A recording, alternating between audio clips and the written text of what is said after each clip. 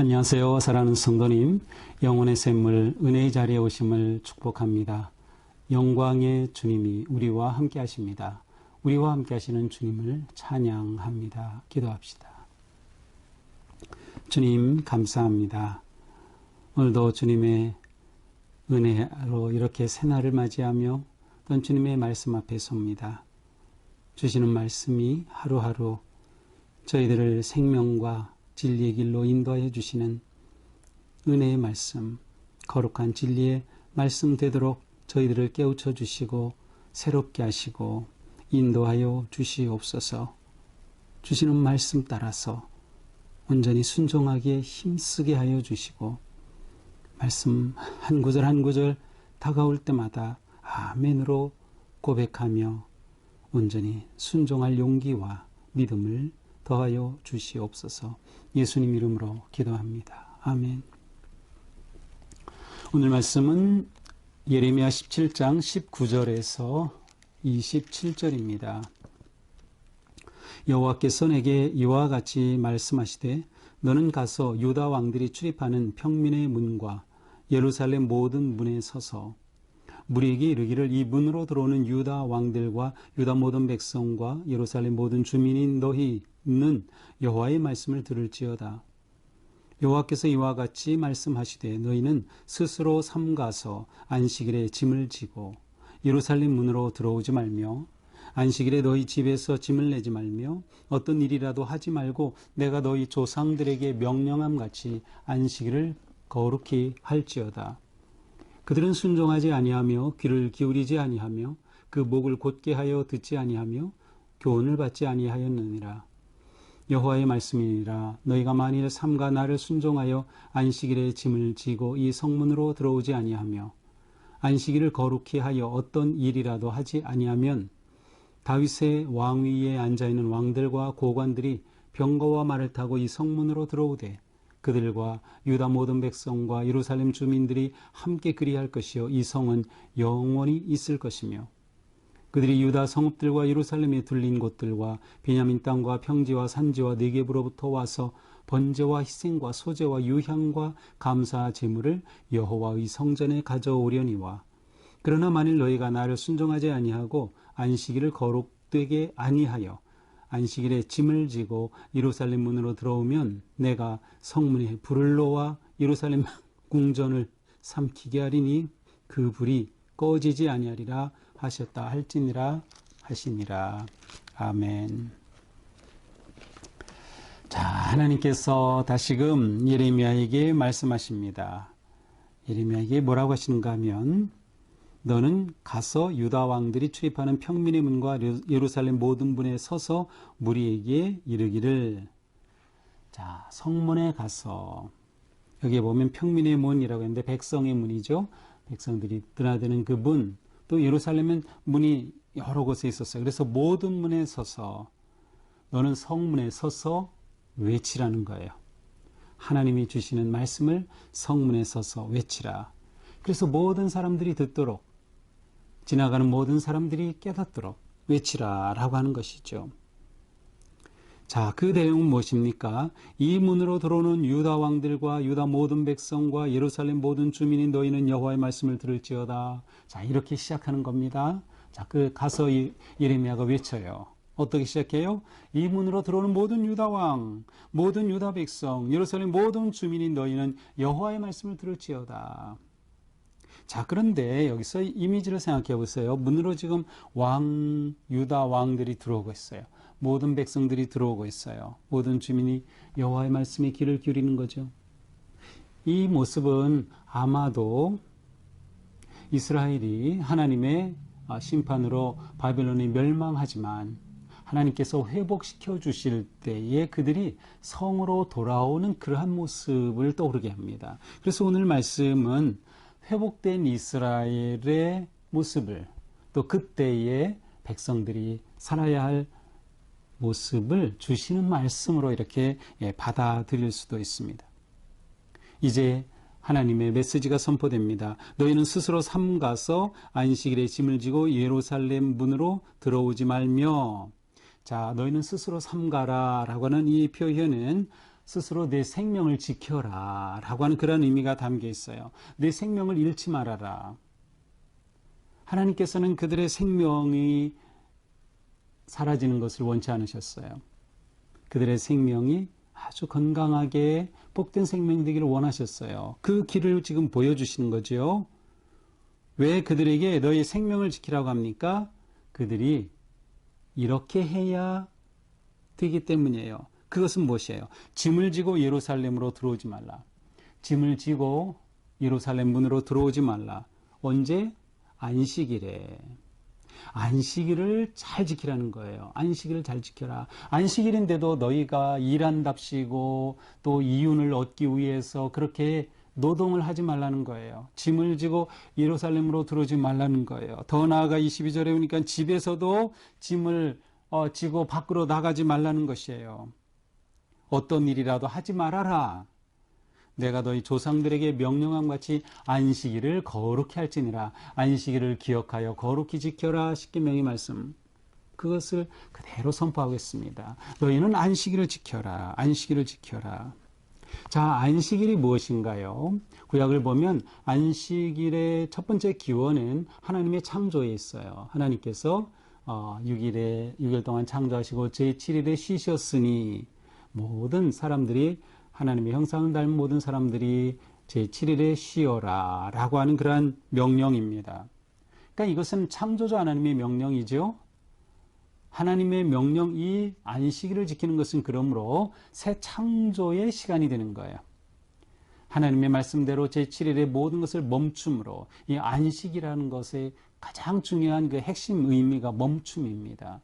분주하게 정신없이 자기의 이익을 좇아서 탐욕에 빠져 살던 그 삶을 멈추라는 거예요. 멈춰라. 이것이 안식일의 가장 중요한 의미예요. 멈춰라. 그렇게 멈추어서 하나님의 창조의 은혜를 회복하라는 거예요. 그래서 이 말씀에서 너희 스스로 삼가라고 할 때 너희 생명을 지켜 이렇게 번역해야 된다고 했어요. 너희 생명을 지켜서, 새 번역은 실제로 그렇게 번역했어요. 너희 생명을 잃지 않도록 안식일을 지켜라. 안식일을 지키는 것이 새로운 창조의 생명을 지켜내는 일인 것을 알 수 있어요. 또한 이스라엘 백성들에게 안식일의 개념과 연결되는 것은 바로 그들의 출애굽입니다. 그들은 출애굽 전에 이집트의 노예로 있었죠. 그 온갖 억압과 고통 속에 있던 그들을 하나님께서 자유케 해방시켜 주셔서 그들의 삶에 참 안식을 주셨어요. 노예의 그 고통으로부터 그들을 건져주셨어요. 바로 이것이 안식일의 또 다른 의미예요.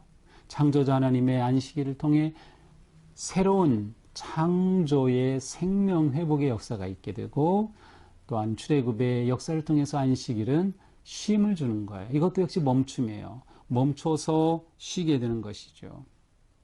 그러므로 안식일은 이처럼 중요한 의미가 있어요. 생명, 쉼, 평화, 회복, 이러한 놀라운 의미가 담겨 있는 거죠.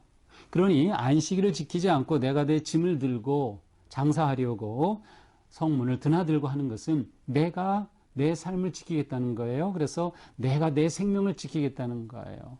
쉼이 필요 없다는 거예요. 내 욕심을 위해서 내 탐욕을 채우기만 하면 된다는 거죠. 그러나 이것은 하나님이 우리를 지으신 창조의 원리에 어긋나는 일이에요. 요즘 세상에서도 일주일에 이제는 최소 이틀을 쉬게 하죠. 이제는 3일을 쉬는 그러한 회사들도 생기고 있어요. 금요일부터 금토주일 이렇게 3일을 쉬게 하죠. 저는 이렇게 처음 우리나라에서 주 5일제가 막 시행되고 할 때 한편으로는 엄청 기대했어요. 자, 주 5일제 되니까 성도들이 주일 예배 더 잘 나오겠다. 더 안식일을 잘 지키겠다. 물론 안식일 준수와 주일 예배가 곧장 연결되는 건 아니지만, 주일 예배는 우리에게 안식일을 지키는 그런 의미가 담겨 있어요. 그런데 웬걸 사람들이 다 놀러 가는 거예요. 그래서 오히려 주일 예배 더 안 나와요. 제가 너무나도 충격이었어요. 야, 어떻게 이럴 수 있을까? 시간만 되면 하나님을 예배하고 어떻게 해서든 하나님을 의지하고 찬양하려고 하던 그러한 성도들이 아닌가. 그런데 하루를 더 쉬게 되었다고 옳거니 하고 주일까지 포함해서 잘 됐다. 그렇게 놀러 간 그러한 것을 보면서 참 제가 충격을 받았던 그런 생각이 떠올라요. 자, 안식일에 너 이익을 위해서, 내 탐욕을 위해서 그렇게 하지 말라. 다 멈춰라. 안식일을 지키지 않는 것은 곧 자기가 자기의 주인이 되겠다는 거죠. 내가 내 삶 살겠다는 거예요. 자기 생명의 주인이 자기라고 하는 그런 교만함이 여기에 담겨 있어요. 자, 23절은 이제 이들의 조상이 안식일을 지키지 않았음을 고발합니다. 그들은 순종하지 아니하여 귀를 기울이지 아니하고 목을 곧게 하여 듣지 아니하며 교훈을 받지 아니하였느니라. 너희 조상들 그랬다는 거죠. 그래서 바벨론에 멸망한 거예요. 그런데 이제 회복되는 너희들 안식일을 지켜라 라는 거죠. 여호와의 말씀이니라. 너희가 만일 삼가 나를 순종하여 안식일에 짐을 지고 성문에 들어오지 아니하며 안식일을 거룩히 하여 어떤 일도 하지 아니하면, 안식일을 온전히 순종함으로 준수하면 어떻게 돼요? 25절. 다윗의 왕위에 있는 왕들과 고관들이 병거와 말을 타고 성문으로 들어오되. 자, 바벨론의 포로로 되었던 그들이 바벨론에서 그것으로부터 와서 지금 예루살렘 성문으로 들어가는 그런 이미지입니다. 하나님께서 회복시켜 주시는 이미지. 왕들이 들어오고 백성들이 들어오고 버려졌던 예루살렘 땅에 주민들이 거하게 되고 그렇게 될 거다. 안식일을 지키면 이렇게 해서 이 성이 영원히 거하게 될 것이다. 이 성이 영원히 존재할 것이다. 그러나 안식일을 지키지 아니하면 27절 순종하지 아니하면 안식일에 짐을 지고, 그래서 예루살렘 문을 드나들고 집에서 짐을 내려 가지고 자기 일에 그렇게 몰두하게 되면 예루살렘 이거 아무것도 아니다. 궁전 다 불로 삼켜버리고 그 불이 꺼지지 않을 것이다. 하나님께서 회복시켜 주실 때 많은 사람들이 사방에서 예루살렘으로 몰려오고 그렇게 부흥하고 회복되는 이 일의 그러한 아름다운 모습을 보여주시지만 안식일을 지키지 않으면 이러한 것 다 의미가 없는 거죠. 다 성이 불타버리고 불이 꺼지지 않을 것이다 라고 하는 말씀. 자, 오늘 말씀을 보면서 이 안식일에 관해 우리는 다시 한번 또 생각하게 됩니다. 자, 우리에게 중요한 것은 안식일이 나를 살린다라고 하는 확신과 믿음이에요.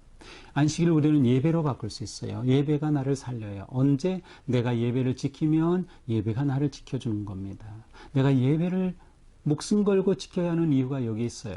물론 우리 예배는 억지로 의무적으로 막 그렇게 하는 예배가 되어서는 안 돼요.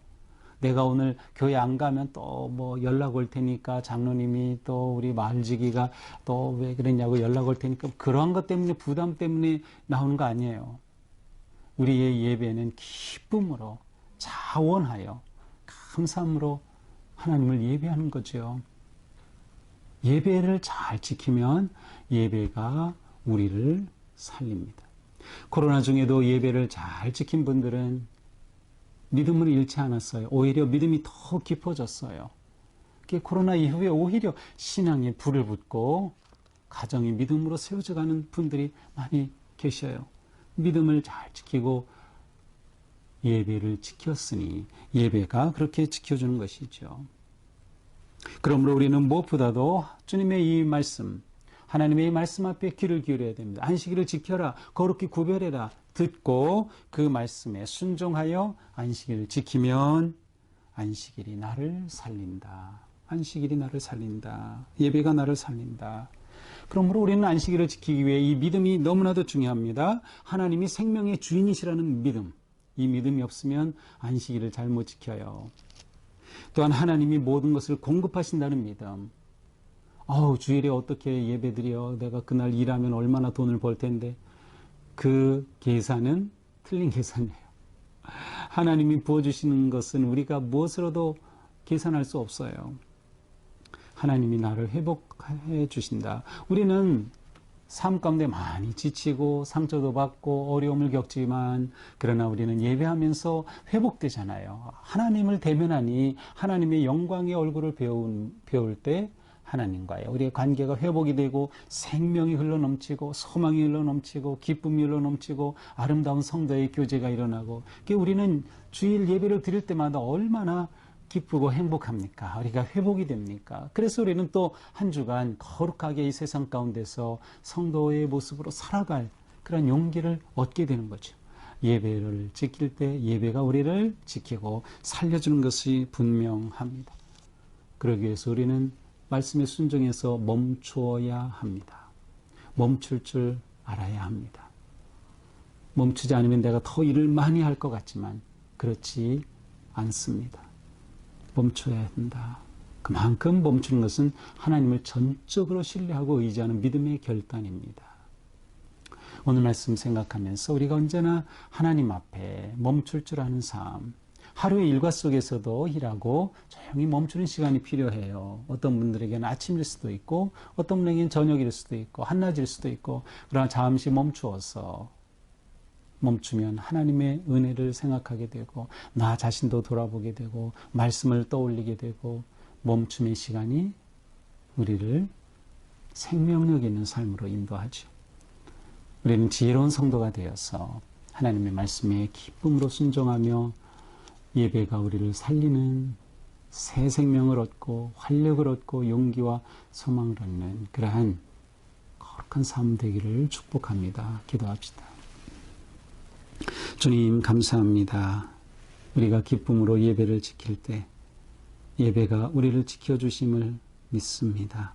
하나님, 우리가 온전히 하나님을 예배함에 가장 중요한 의미와 가치를 두게 하여 주시고 주님을 예배하기 위해 모든 것을 멈출 수 있는 결단과 헌신의 마음을 주시옵소서.